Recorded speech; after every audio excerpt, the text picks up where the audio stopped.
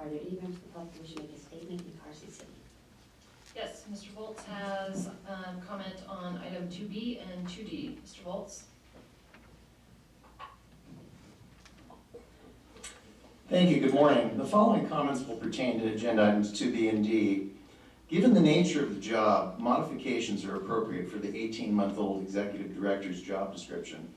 As the chief financial and operating officer of the commission, the executive director needs to have, at a minimum, an advanced degree, such as an MBA or a master's degree in public administration, not just a bachelor's degree and 5 years of progressively responsible work experience.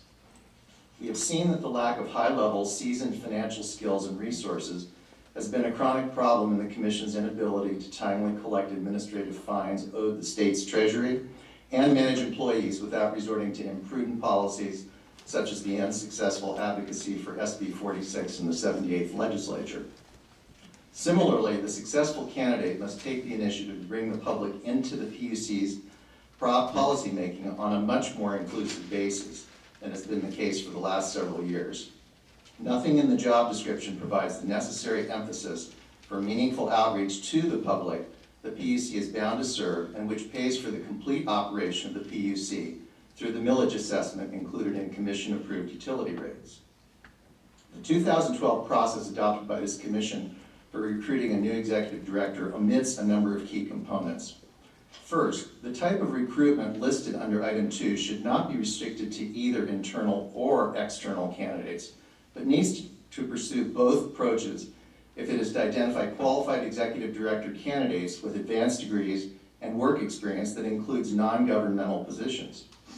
Second, posting the position on state government's websites and NARUC is only the beginning of a broad-based recruitment process. Attached to these submitted comments will be a list of 10 websites focused on utility jobs. The PUC would be well advised to advertise this opening on all of them to cast the widest net for qualified applicants. In turn, the commissioner position, soon to be vacated by Commissioner Wagner, should also be advertised in a similar fashion so that the governor has the widest applicant pool to select from for his designee.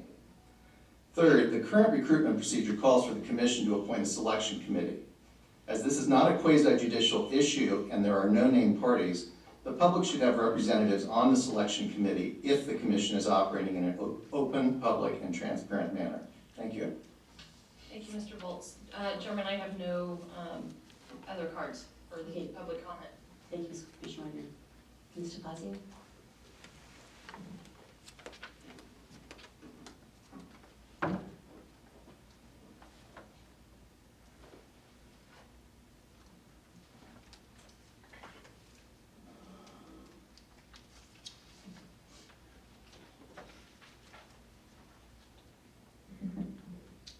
Good morning, Commissioners. For the record, Angel Fazio. I want to thank Mrs. Jackson for all her years of dedicated service to the state. Wishing her a happy and healthy retirement to enjoy with her family, while not having to deal with the alarm going off every morning. I'm sure that she now knows the light at the end of the tunnel isn't an oncoming train.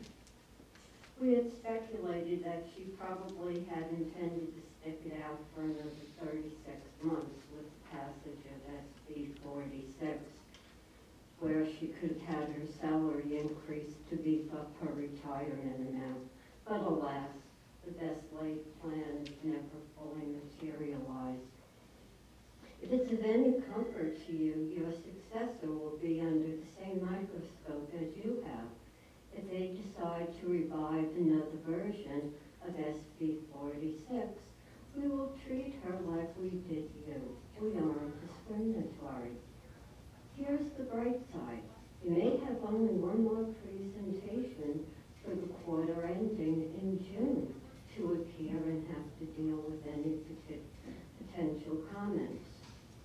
We will always remember you fondly for the highly efficient use of taxpayers' money from the grant regarding Call Before You Did that resulted in these highly necessary hard facts for kids who have no concept of what it means. Enjoy your retirement. all the cards I have. Item 2A is regarding May 27th, 2015. I'm sorry, I'm on the wrong script. Item 2A, Ms. Jackson. Thank you, Chairman, and good morning, Commissioners. This item is to advise you that I do plan to retire effective August 14th, and I would like to take this opportunity to thank you for your leadership and guidance over the years. I feel fortunate to have had the opportunity to be the Commission's first executive director, and I've enjoyed the time we've spent working to make the Commission what it is today. I will miss you and the outstanding group of employees that we are so fortunate to have working for the Commission. So with that said, the position is available to fill on August the 17th. Thank you, Ms. Jackson. We're gonna miss you too. I say we deny her retirement, make her stay. Put 3 more years on her sentence. I mean, on her commitment.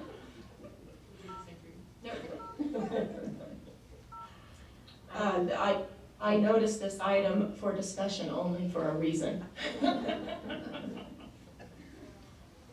Item 2B. Item 2B, I've provided you a copy of the unclassified job description. This provides the key areas of responsibility, the required skills and minimum qualifications, and the knowledge, skills, and abilities. This will be used for the recruitment, and I've submitted it to you in the event the Commission would like to make any changes. Any questions, comments, or modifications? I have none. I have none. Okay, I would move then that we accept the unclassified job description. Second? Concur. Item 2C. Thank you, Chairman. This is a copy of the internal process which is used for recruiting, interviewing, and hiring positions appointed by the Commission. Again, this is for informational purposes as we move along to item 2D. Do you have any questions regarding the process? Any questions? I have none. I have none. Okay, I guess we move on to 2D. Okay, item 2D, this item requires you to provide direction consistent with the internal process that was just discussed.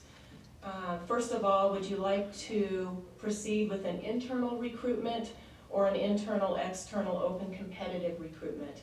The internal recruitment is limited to current Commission employees, while the internal-external open competitive recruitment is open to all interested candidates to include Commission employees.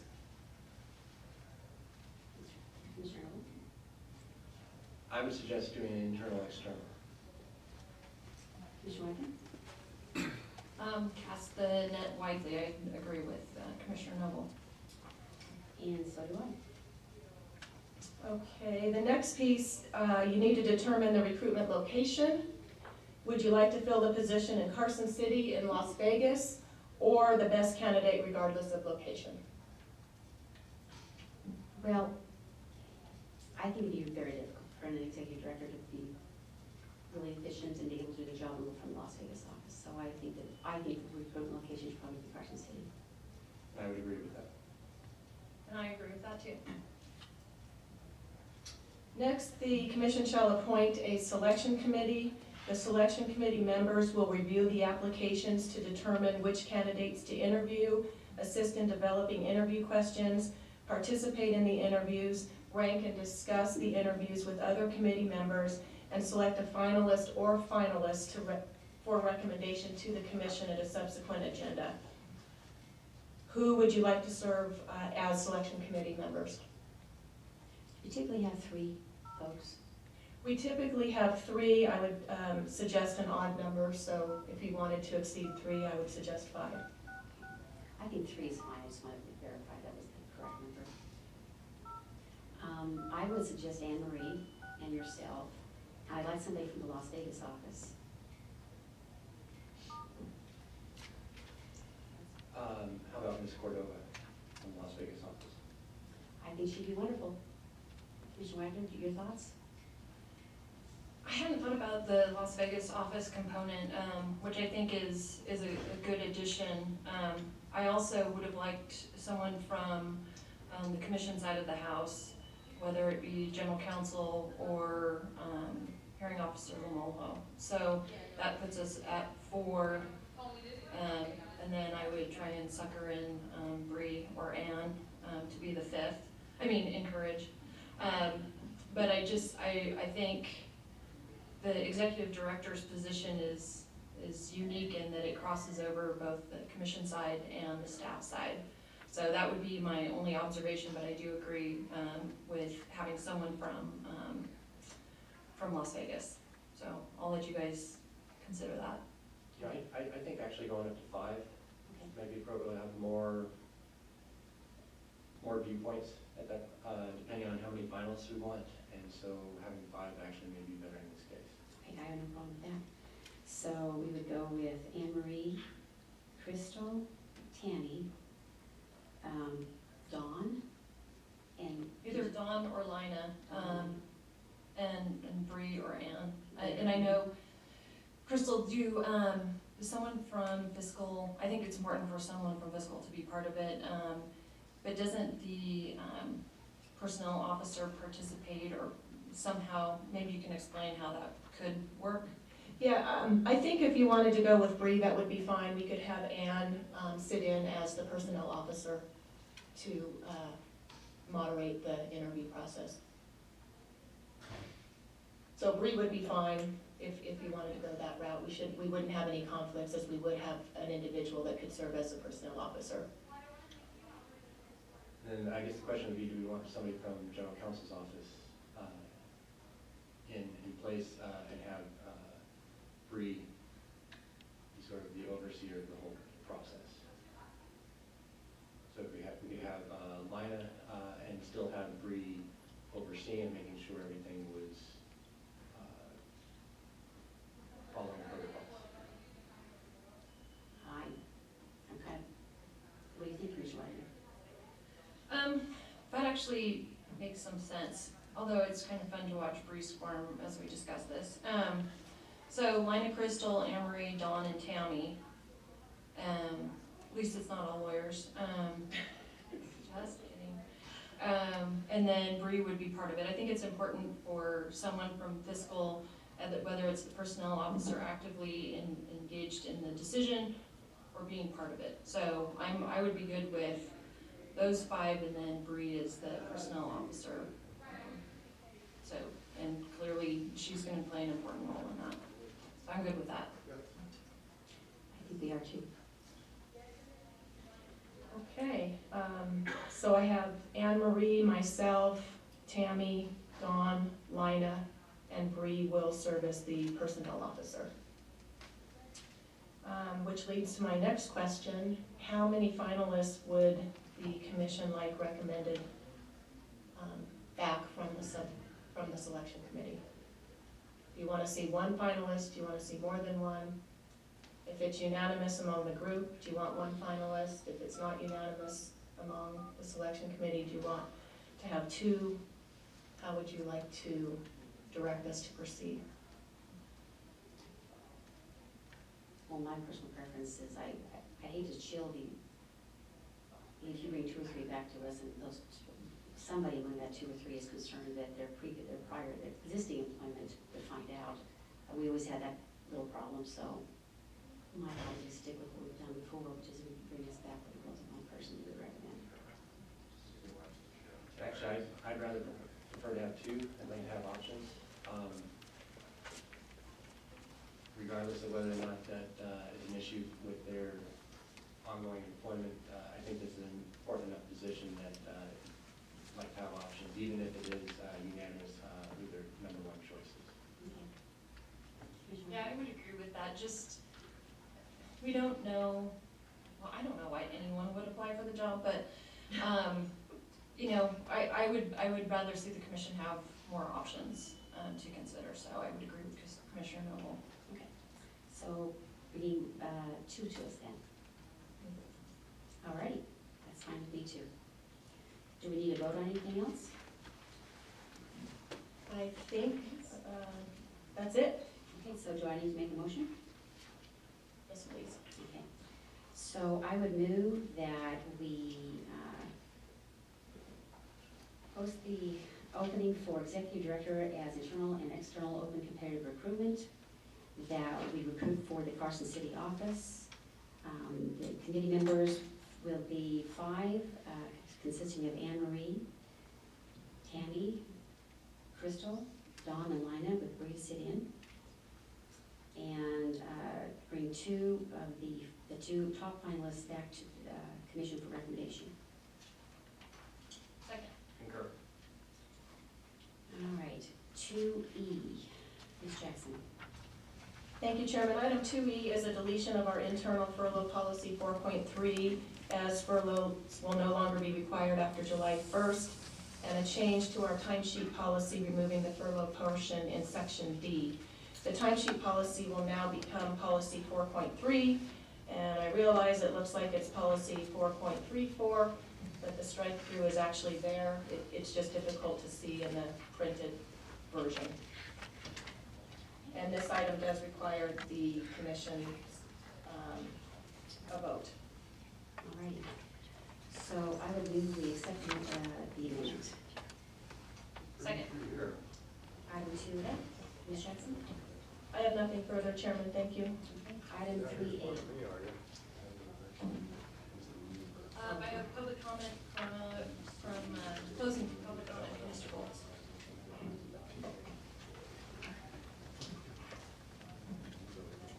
Yes, for the record, Fred Bowles. Even though the 78th legislature has concluded, there's been no item scheduled for an open and transparent public presentation on how the PUC will implement legislative mandates. Why isn't this a priority discussion with the public about how the PUC will proceed? A May 29th article in the Las Vegas Sun discussed collection of income tax payments by a regulated utility from its commercial customers. The Commission's Regulatory Operations Director was quoted as saying, quote, "It goes to reduce the rates for everyone else," unquote. Whether this is an accurate quote or not is one unresolved administrative issue. If it is inaccurate, a retraction should have been requested by the PUC. The administrative problem this inaccurate statement created strongly suggests that PUC staff should not give statements to the press without having them vetted first by one of the many PUC staff attorneys. If an attorney in private practice used client funds in a trust account to pay for law office expenses, this would be a huge problem. If a private employer used withholding taxes gathered from employees for any other purpose than to remit them to the appropriate government body, the IRS and others would prosecute such activity. Going forward, PUC staff should follow the procedure of, quote, "no comment," unquote, to the press on such matters, particularly when they lack subject matter expertise in arcane taxation law. Tacitly endorsing a utility's position outside of the docket and hearing process is akin to promoting tax fraud against the public in this particular instance. It also promotes unethical practices that in the real, non-regulatory world would have dire consequences for the perpetrators. A copy of this article will be included as an exhibit to the testimony. Lastly, in the spirit of energy efficiency, it's important to point out that Carson City PUC's public meeting rooms have their thermostats set at 70 degrees. The recommended energy efficient setting in summertime is 78 to 80 degrees per NVE's website. The public paying PUC expenses expects the PUC to set a positive example and change all of its office thermostat settings in Carson City and Las Vegas to 78 degrees for the duration of the cooling season and 68 degrees in the winter's heating season. Thank you. That's all we have in Carson. Mr. Pazio?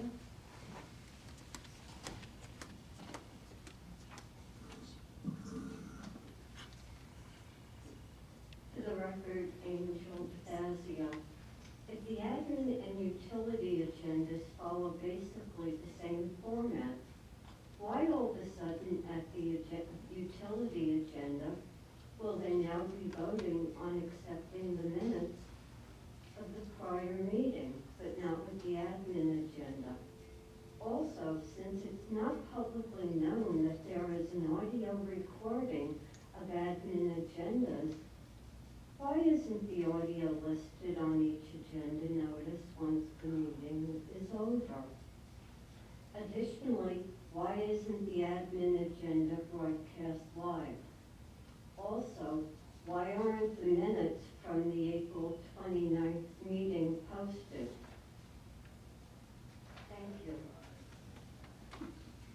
That's all we have in Las Vegas. They're adjourned.